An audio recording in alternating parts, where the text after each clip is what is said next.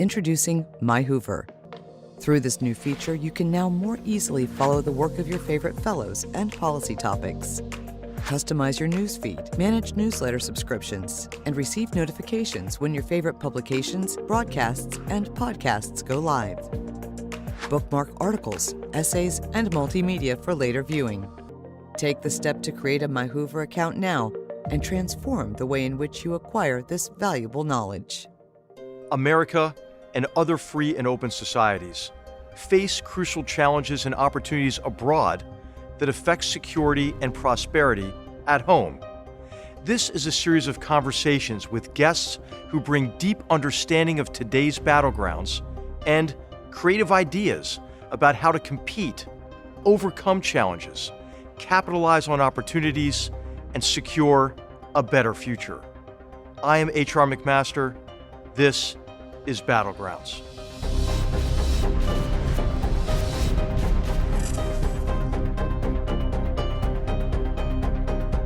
On today's episode of Battlegrounds, our focus is on the country of Sweden, a longtime U.S. partner and pending NATO member.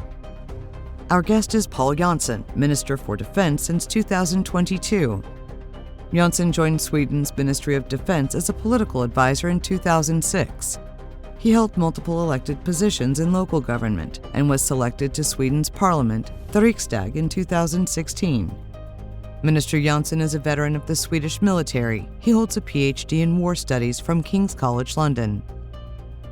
Indigenous peoples have inhabited Sweden for millennia. From 800 to 1050 AD, the Vikings used Sweden as a base for expeditions, plunder, and trade that stretched from Greenland to Constantinople. The Swedish Empire reached its apogee under King Gustavus Adolphus, who reigned from 1611 to 1632 and introduced combined arms warfare. Adolphus played a decisive role in the 30 Years' War until his death at the Battle of Lutzen. Sweden was a great power in Northern Europe and sent settlers to what became the U.S. state of Delaware.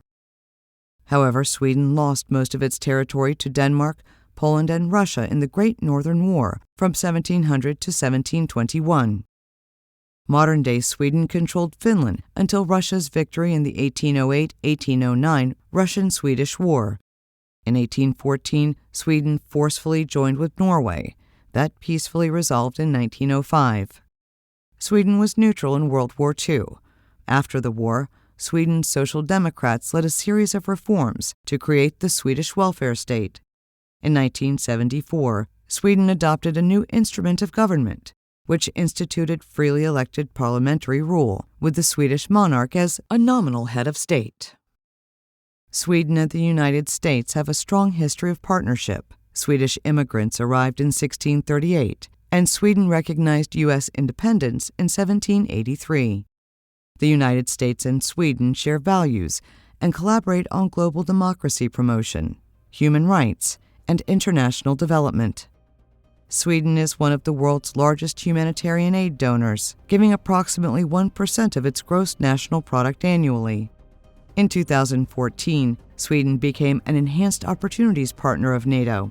NATO member countries signed Sweden's accession protocol to formally join the alliance in July 2022.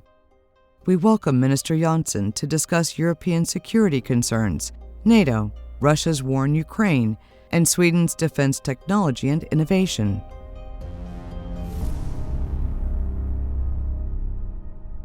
Pål Jonson, Minister Jonson, welcome. Great to have you here at Battlegrounds. Thank you so much. It's an honor to be here. It's great, great to be in Stanford. Well, thank you for visiting us across a great distance here in California. And there's a lot to talk about in a short period of time, so I'm just going to jump right Please in. do. And you recently had a conference with defense ministers from the Nordic and Baltic states, and there have been some security concerns recently about cables and pipelines. And can you maybe share with our viewers about that conference, what you talked about and decided, but also just your perspective generally on Nordic and Baltic and maybe even just European security as well? I think we're really in an inflection point when it comes to Nordic-Baltic cooperation. For the first time ever, we're going to have the same kind of security arrangement when Finland is already inside NATO and Sweden is on the verge of joining the alliance. And that's going to be greatly consolidating the whole northern flank of NATO, and it's going to make us much better equipped to collaborate in the field of security and defense. So great avenues for deepening Nordic-Baltic cooperation. I mean, we are the same operational area, and I think that's very important that we strengthen and consolidate the northern flank. Now, what we are exposed to is, of course, kinetic threats as well, and we're very concerned with Russia, but also hybrid threats. And I think that we have some examples of that is Russia's militarization or migration, and that's, of course, Finland right now is in the center of that, but we've seen this before in 2015 as well. And we're also very concerned with what's happening on the seabeds when it comes to protecting critical infrastructure as well. And we've taken measures to strengthen our resilience against hybrid threat, but also using NATO and the Joint Expeditionary Force to increase our maritime presence in the Baltic Sea. Well, you alluded to this transition from defense partner to NATO ally for Sweden and Finland. And I do think it just strengthens the alliance tremendously, not just because of the hard defense capabilities, but also the expertise in dealing with hybrid warfare, for example. I mean, Finland has that center for excellence in hybrid warfare. Can you talk about the transition from strategic partnership to joining NATO and the desire to join NATO and approving that, how that happened, and what your assessment is of where the process is? Absolutely. Well, of course, the breakout of the war on the 24th of February was a defining moment for us, but I think this started earlier. I always refer to this infamous letters by Foreign Minister Lavrov when he, in December 2021, was stating there will be no further NATO enlargement and NATO should withdraw all its assets and capabilities to 1997 borders. That's blatantly stating that Finland and Sweden would be part of Russia's sphere of influence. Totally unacceptable. And we wouldn't be free to choose if we would join the alliance. I think that made a big impression on us was following Ukraine. And for us, it became crystal clear. NATO supports its partners, but it defends its allies. And if you want to have access to Article 5, if you want to have access to NATO's common defense planning, you better join the alliance. I think we draw some hard lessons there as well. So right now, we are on the verge of joining the alliance. As you might know, we are hopeful that the last two allies also will ratify our application swiftly. And we think it's good for Sweden and for our security, but we also think it's good for NATO, because as you said, we have assets and capabilities to make the alliance stronger. We can provide the alliance with strategic depth. We can be a staging and basing area for the alliance to make it easier to defend Finland and the Baltic states. So I think also the important work that's going on right now inside NATO, strengthening the regional plans, and we can plug in and play into those regional plans. Great. Can you share with our viewers maybe your assessment of the process? Of course, Turkey has been holding back and gave it to their parliament, and so that's delayed the process. And we have Hungary saying they're not going to vote until after Turkey votes. Is there anything more that the United States and other nations can do to help speed the process along? Well, I think we've been greatly helped and we feel very welcomed into alliance. You might know at the Madrid summit, we established an MOU between Sweden, Finland and Turkey. And now we have gone through all those 14 provisions and we adopted new legislation fighting international terrorism. We have an exchange of information between Sweden and Turkey, and we want to join the alliance as quick as possible. And of course, we feel, as I said, very welcomed. And 29 out of 31 allies ratified Sweden in a record pace, actually within 4 months. That's never happened before. And we're just hoping now the last two allies will do this quickly and swiftly as well. Minister, you mentioned what a pivotal moment was, the invasion of Ukraine, maybe in 2014, the massive re-invasion of Ukraine in 2022. You've been to the front there. You've been to the war 7 times. Could you share with us what you and what Sweden are learning from the war, and what your assessment is of the war at the moment? Just one thing, supporting Ukraine is the right thing to do, and it's a smart thing to do, and it's really an investment into our own security as well. I mean, supporting Ukraine is about decency and humanity. It's who we are, but it's also about standing up for a rules-based international order. And us being a smaller country, that rules-based international order is very important for us. We don't want a Europe where might is right and so forth. But and I also find that the Ukrainians, they're really the shield against Russian military expansion, so they're protecting Europe right now. Now, I mean, one of the major conclusions, it might sound trivial, but is the Ukrainian will to fight. You know, you can provide them with all the technology in the world, but if you don't have the will to fight, then you're going to be flat-footed. But the Ukrainian armed forces will to fight in combination with the resilience of the Ukrainian population. I think that's really important.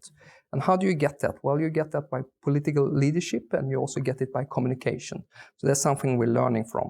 Aside from that, I always say that the war is a combination between the First World War and the Third World War. Of course, this is about trenches, and it's about, like General Cavoli says, it's about scale, scale, scale. We haven't seen this kind of... This is the Supreme Allied Commander Europe. Absolutely. Chris Cavoli, my dear friend, and an amazing officer. He's doing a wonderful job as a secure. We're all very fortunate to have him. And he always reminds us, we haven't been exposed to that in Europe, you know, these volumes, you know, that Russian having maybe 300,000 casualties, but then generating another 250,000, you know, shelling maybe 40,000 shells a day, Ukrainians shelling 10,000. So this is about scale and volume.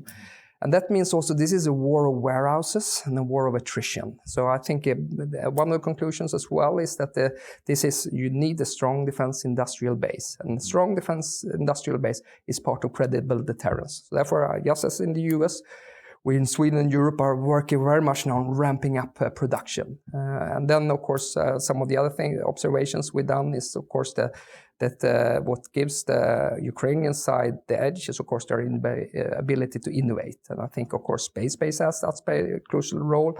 Autonomous systems, drones, long-range strike capabilities, air defense. And I think those are also some of the lessons that we're going to be drawing, because we're going to put a new bill to the Swedish parliament already next year. That's 1 year in advance. But we need to reshape our force posture so we can learn from the war in Ukraine, and also change our force posture so we can be a better ally to NATO. Minister, you mentioned some of the big lessons, I think, of the war. Capability and will is what's really critical on both sides. Could you maybe share your assessment of Russia? You know, what do you think of Russia's capability? Well, they've taken massive casualties. It's hard to imagine that they would be as motivated as Ukrainians to defend their land when when they have to realize they're inflicting so much harm on innocents there. And we saw some initial protests in Russia from mothers whose sons are on the front lines. What do you think is happening inside of Russia in terms of Russian will? Well, what should happen is some kind of reflection and an acceptance of the fact that this has been a political and military disaster for Russia, blatantly. I mean, Russia's ended up with Sweden and Finland joining NATO. I always call that the mother of all unintended consequences for Russian strategic thinking, ending up with a 1,300 kilometer longer border with NATO. Of course, it's been ramping up defense investments in Europe like never before. I think 2/3 of the allies is going to reach the 2% target for the Washington summit in July. That would never have happened. Russia, of course, has been exposed to 11 sanction packages, and we are determined that Ukraine now belongs inside the EU and NATO. So, you know, this, and on the battlefield, of course, the Ukrainian side had taken more than 50% of what Russia before used to control inside Ukraine, and they control less than 70%. And I think still it's the Ukrainians who have the initiative in this war. So I think that in that regard, this has been a political and military disaster. Now, what I am concerned with Russia is that Russia has a great appetite for taking political and military risks. It also has a low threshold for the use of military force. It has shown a degree of resilience in this war, I must say. I mean, they've taken over 300,000 casualties, and they keep on going. So I think those are some of the reflections we've been doing in regard Russia, and also stated the aim that it will reconstitute itself, going from 1 million soldiers up to 1.5 million soldiers by 2026, establishing a new army corps in Karelia. So our Russia problem isn't going anywhere. So what we need to do now is speed up defense investment domestically, and we have doubled our defense budget in 5 years, and we're above 2% by next year. But we also need to strengthen NATO. I think that Sakura is doing a great job there with the strengthening the regional plans and also implementing NATO's new force model, putting 300,000 soldiers and naval assets and aerial assets as well. So we're strengthening the deterrence and defense agenda. Sorry for being so long. No, that was succinct and a great summary. And well, now I'd like to ask you about our will. I know there's some current concerns about American will. We have a razor-thin majority in the House of Representatives, and so there are some members there who are skeptical about continued aid to Ukraine, who are holding things up on our end. I'd like to just mention to our viewers, Sweden has really set an example with just in October, a whole new tranche of support for Ukraine. You mentioned you're going to have another bill pending. Could you maybe share with our viewers, your rationale for why it is so important to support Ukraine, but then also your assessment of European will, and maybe some concerns you have about U.S. will. Absolutely. Now, listen, we got to get this right. This is a defining challenge for our generation to make sure that it's the Ukrainians, not the Russians, who wins this war. Because if the Russians would win this war, we would have a lot bigger problem than we're having right now. Of course, Russia would be encouraged to create this European security architecture where might is right, and it will, of course, advance its military assets much closer to Central Europe. So this is really about investing into our own security to make sure that we're steady on the support to Ukraine. And that's also one of the reasons why I'm here in Washington as well, or at least in the United States. I'm going to DC afterwards to meet congressmen and senators and express deep appreciation for the U.S. leadership, which you have shown wonderfully since the war broke out. I mean, the things we've been doing together in the Ukraine Defense Contact Group, I think it's been amazing. We've been able to send defense equipment for $80 billion. That's quite a lot. We've been arming 12 army brigades and equipping them. And I think that the Western support in combination with the will to fight on the Ukrainian side and the resilience of the Ukrainian population is what's taken us so far. And we got to continue that. And we very much appreciate the strong U.S. leadership, both inside NATO and supporting Ukraine. And it comes down to investing into our own security. And if we don't get Ukraine right, I think we will have more problems in the Indo-Pacific as well. Gosh, Minister, I think that's such an important point because so many of these conflicts are connected, right? You have the Iranians who are behind the horrible attacks of October 7th, who are selling the Shahed drones and maybe missiles now to Russia. And then, of course, China will, I think at the very least, act to accelerate the achievement of objectives they want if they think we're preoccupied or wavering, and on our support for Ukraine. You mentioned you're on your way to Washington. You're going to meet with Secretary of Defense Austin and sign a defense cooperation agreement. Would you mind sharing kind of the outline of that and what you hope to achieve? No, we're very enthusiastic about this, and this will be a new stage in our bilateral cooperation with the United States. Sweden now is stepping up its defense investment, being above 2%. We're launching a defense innovation initiative, and we're getting a DCA in place. And we think that's going to be good for Sweden and the United States because, of course, this is a technical agreement regulating the U.S. presence and pre-basing and so forth on Swedish territory. But it's also going to be helping strengthening NATO's posture in the northern region of the alliance as well. So this is going to be another avenue for deepening our bilateral cooperations, which we strongly welcome as well. And you're here in Silicon Valley for a reason. You're here because, as you mentioned, one of the big lessons of the Ukraine war is the importance of technology, integration of new technologies, and really a national security innovation base, which Sweden has a very strong defense industry.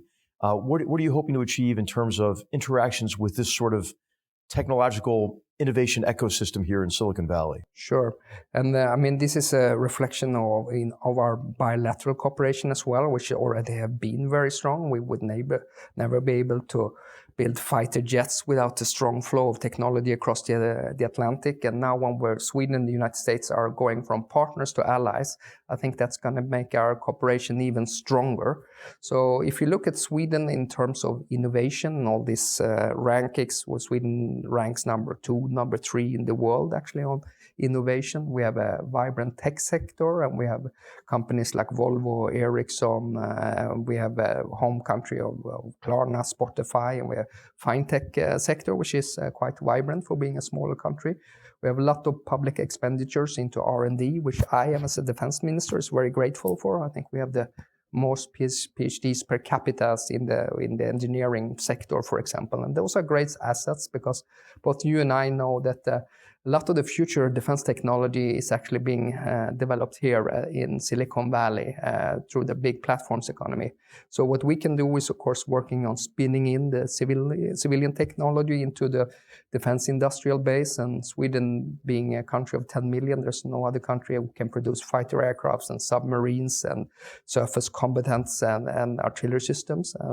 So we think that's a great asset for us, that we can also strengthen NATO and our bilateral cooperation. So we're also, as soon as we're joining NATO, we're going to be part of something called DIANA, Defense Innovation Accelerator inside NATO. I'm going out to Defense Innovation Unit later on today, also learn about the important work that the United States have been doing on this thinking as well. Great. Well, and just one final question now. You're very sensitive, as you already mentioned, to the non-military components of national security competition, economic and technological and so forth. And part of it is supply chain security. You've mentioned Ericsson, right? One of the two remaining non-Chinese fifth generation communications companies. And we're in that situation in large measure due to kind of a form of economic aggression used by the Chinese Communist Party and their statist mercantilist economic model. What else are you learning in terms of supply chain resilience and the need for, we're at the Hoover Institution where Milton Friedman was, so we can't say the words industrial policy or the building will shake. But what are your ideas about economic statecraft and what we have to do to be more resilient? Very important question, HR. Let me just say, the time when we had security policy in one lane and we had economic policy in one lane, I think that's past. I think that we have learned some hard lessons from both the war in Ukraine, when I was talking about security supply for our defense industrial base, and that being part of deterrence to have a strong industrial base, but also due to the pandemic, we learned that we for decades have been using just in time, but what we need to think about is also just in case, and how we handle those distortions into our supply lines. And we are, of course, taking a lot of measures now inside Sweden also to strengthen our resilience, but also be much more cognizant and aware of some of the unintended consequences of having foreign direct investment from hostile countries into our critical infrastructure. So we have, of course, been working very hard on that when it comes to the 5G, but also more on a broader general level. And I mean, this is also part of the hybrid threats that we were talking as well. And therefore, we also establish new institutions now, like you. We have a National Security Council who works on whole of government for the first time, and we have a Minister for Resilience and Hybrid Threats and Total Defense concept and so forth. So there's many things we need to do in order to make sure that we think about not just in time, but also in just in case as well, and enhancing our resilience in this era of great power competition. Great. Well, I think we covered a lot of ground in a short period of time. But what I would like to do is ask you if any final words for our viewers. I just do want to tell you that it was such a privilege to meet you and the team and the Prime Minister and your National Security Advisor. And I was just so impressed by how much energy that you have. You're all young, right? You're all I think recognizing the nature of these new competitions. And Sweden, of course, has a tremendous military tradition. As a military history professor, of course, I taught about the revolution in combined arms led by Gustavus Adolphus, right? Excellent. But I'd like just to offer you some final words for our viewers, not only in the United States, but we have a really strong, growing international audience as well. Absolutely. Well, two things. Thank you, HR, for all the work you're doing in advancing the thinking on the Russian military threat, but also being a friend of the Nordics. I very much appreciated hosting you in Sweden and meeting you in Helsinki and so forth. This is very important for us, and it's the reflection of the other point I would like to make. And we come into the alliance with I hope with a level of youthful energy. This is something that I worked for many decades, Sweden joining NATO. And the reason why is really because when we put our minds to it across the Atlantic, and I think that the great thing with NATO is that it's the only organization 24/7, every day working, where you get a lot of smart Europeans and North Americans around the table to grapple with the global security challenges of the day. And I think that's what strengthens NATO, and that's also why we want a seat at the table, to be able to take responsibility and have an impact on an organization that is very important for our security, but also for the security of the whole North Atlantic region. Great. Thank Minister Pål Jonson, thank you so much so for much. joining us on Battlegrounds Appreciate it. and helping Thank us you. learn so much about Battlegrounds critical to building a better future for our nations and the world. So thank you. It was an honor to be on your podcast. Thank you. Thank you. Battlegrounds is a production of the Hoover Institution, where we generate and promote ideas advancing freedom. For more information about our work, to hear more of our podcasts, or view our video content, please visit hoover.org.